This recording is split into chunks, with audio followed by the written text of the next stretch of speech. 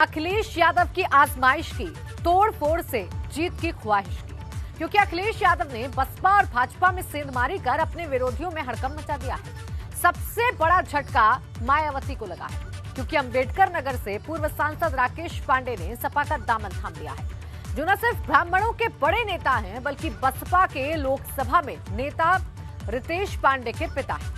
ऐसे में सवाल बड़ा है कि क्या पिता के शामिल होने के बाद बेटे रितेश भी सपा का दामन तो नहीं थामने।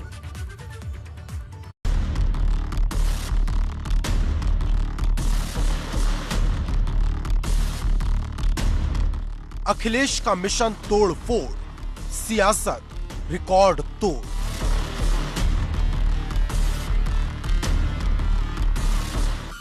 भाजपा और बसपा में सेंधमारी, चुनाव से पहले दल बदलने का दौर जारी।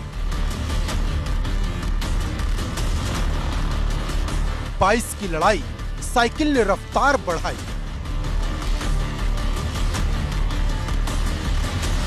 उत्तर प्रदेश की 403 विधानसभाओं पर जीत का परचम लहराने के लिए अखिलेश यादव ने अपनी पूरी ताकत झोंक दी है। जहां अखिलेश ने यूपी फतेह करने के लिए गठबंधन को हथियार बनाया, वहीं चुनाव से पहले सेंधमारी कर मुश्किलें बढ़ा दी हैं, क्योंकि जिन नेताओं ने सपा का दामन थामा, उनमें भाजपा की बहराइच से विधायक माधुरी वर्मा और बसपा के कद्दावर नेता रहे अंबेडकर नगर से पूर्व सांसद राकेश पांडे का नाम शामिल है। यूपी में दल बदलने का दौर तो कई दिनों से चल रहा है, लेकिन ये सेंधमारी ऐसे वक्त में हुई है जब किसी भी वक्त शुभ मुहूर्त देख चुनाव आयोग तारीखों का ऐलान कर देगा। लेकिन उससे पहले अखिलेश ने दर्जन भर नेताओं को सपा में लाकर विपक्षी खेमे में भूचाल मचा दिया है।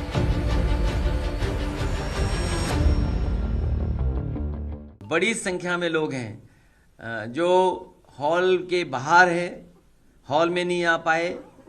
मैं उन सब का भी स्वागत करता हूं और बधाई देता हूं कि इस समय जब समाजवादी पार्टी संघर्ष में है, उनका साथ और सहयोग मिल रहा है। मुझे पूरा भरोसा है कि आने वाले समय में उत्तर प्रदेश में परिवर्तन और बदलाव होगा। लेकिन सबसे बड़ा झटका मायावती को लगा, क्योंकि लालजी वर्मा और राम अचल राजभर के बाद अब राकेश पांडे भी साइकिल पर सवार हो गए। राकेश पांडे बसपा के कद्दावर नेता रहे हैं, जो 2009 में सपा छोड़कर ही बसपा में शामिल हुए थे, जिसके बाद बसपा के टिकट पर चुनाव लड़कर राकेश पांडे लोकसभा पहुंचे। इसके बाद इलाके में राकेश पांडे की पकड़ और मजबूत होती गई, जिसे देखते हुए बसपा ने उनके बेटे रितेश पांडे को जलालपुर सीट से टिकट दिया, तो रितेश भी विधायक बन गए। इसके बाद 2019 में रितेश को मायावती ने लोकसभा में प्रत्याशी बनाया और रितेश भी लोकसभा पहुंच गए। यही वजह है कि राकेश पांडे के सपा में शामिल होने को राजनीति के जानकार बड़ी उठापटक के रूप में देख रहे हैं और इसे बसपा के लिए चुनाव से पहले का डबल झटका मान रहे हैं, क्योंकि अब सवाल इस बात का है कि क्या राकेश पांडे के सपा में शामिल होने के बाद बेटे रितेश पांडे भी सपा का ही दामन थामेंगे। क्योंकि राकेश पांडे के सपा में आने पर न सिर्फ अखिलेश के लिए ब्राह्मण वोट पर पकड़ बनेगी, बल्कि पूरे समाज पर बड़ा संदेश जाएगा। जानकारों की माने तो समाजवादी पार्टी राकेश पांडे को जलालपुर से प्रत्याशी बना सकती है। वैसे भी भाजपा से ब्राह्मणों की नाराजगी चर्चा में है। अब अखिलेश इसी का फायदा उठाने में लगे हैं। रविवार को अखिलेश ने भगवान परशुराम की मूर्ति का न सिर्फ अनावरण किया, बल्कि अखिलेश हाथ में फरसा लेकर नजर आए थे। गौरतलब है कि अखिलेश भाजपा को खुलकर चुनौती दे रहे हैं, क्योंकि अखिलेश जहां जा रहे हैं भाजपा पर जमकर निशाने साध रहे हैं। भारतीय जनता पार्टी से अच्छा झूठ को नहीं बोल सकता। वो झूठ में कुछ भी बोल सकते हैं, इसलिए उत्तर प्रदेश की जनता इन झूठ बोलने वालों को इस बार उत्तर प्रदेश से हटाने का काम करेगी। अखिलेश यादव ने 300 यूनिट फ्री बिजली का ऐलान कर यूपी की राजनीति में करंट दौड़ा दिया है। लेकिन इसके साथ साथ अखिलेश यादव ने किसान आंदोलन में जिनकी जान गई, उन किसानों के परिजनों को 25 लाख रुपए देने का ऐलान कर भी एक बड़ा दांव चला है। जिस दिन से नए साल पर 300 यूनिट का फैसला समाजवादी पार्टी ने लिया कि घरेलू बिजली का बिल 300 यूनिट माफ होगा और किसानों की सिंचाई माफ होगी, नए साल पे भारतीय जनता पार्टी को सबसे ज्यादा करंट लगा।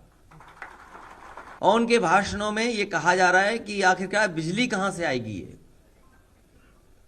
भारतीय जनता पार्टी के ना समझ बाबा मुख्यमंत्री जी, अनुपयोगी मुख्यमंत्री जी, अगर उन्होंने ठीक से काम किया होता तो आज उत्तर प्रदेश में बड़े पैमाने पर बिजली होती। समाजवादी पार्टी ने फैसला किया था जिस समय समाजवादी सरकार बनेगी वो किसान जिनकी आंदोलन के समय पर जान गई है, उन सभी किसान परिवारों को 25-25 लाख रुपए उनकी मदद करने का काम करेगी और साथ ही साथ एक किसानों के सम्मान में एक स्मारक भी बनाया जाएगा। अखिलेश महंगाई के साथ साथ बेरोजगारी का मुद्दा भी उठा रहे हैं, लेकिन साथ ही किसानों की आय को दोगुनी करने को लेकर भाजपा पर निशाना भी साध रहे हैं। हमारे किसान की आय तो दोगुनी ये सरकार नहीं कर पाई। इस सरकार ने वादा किया था, भारतीय जनता पार्टी ने। अभी मैं इनके लंबे लंबे भाषण सुनता हूं, इनके बड़े बड़े भाषण आते हैं, लेकिन एक भी भाषण में किसान को लेकर के ये बात नहीं कह रहे हैं। पहले तो साजिश कर करके ये 3 ऐसे कानून लाए जिन कानूनों से किसानों की खेती बर्बाद हो जाती, जमीन छिन जाती, उनके हाथ में खेती नहीं बचती। मजबूरी में उत्तर प्रदेश का चुनाव देख करके उन्होंने तीनों कानून वापस ले लिए। मतलब एकदम साफ, अखिलेश का जितना फोकस ब्राह्मण वोट पर है उतना ही किसानों पर भी। लेकिन मुद्दे की बात यह है कि क्या अखिलेश 22 की लड़ाई फतेह कर पाएंगे, क्योंकि एक तरफ अखिलेश अकेले हैं और दूसरी तरफ भाजपा के बड़े बड़े महारथी जो हर दिन अखिलेश के लिए एक नया चक्रव्यूह तैयार कर रहे हैं। अब अखिलेश इस चक्रव्यूह को भेद पाते हैं या नहीं, इस पर पूरे यूपी के साथ साथ देश की निगाहें टिकी हैं। Bureau report, ABP Ganga.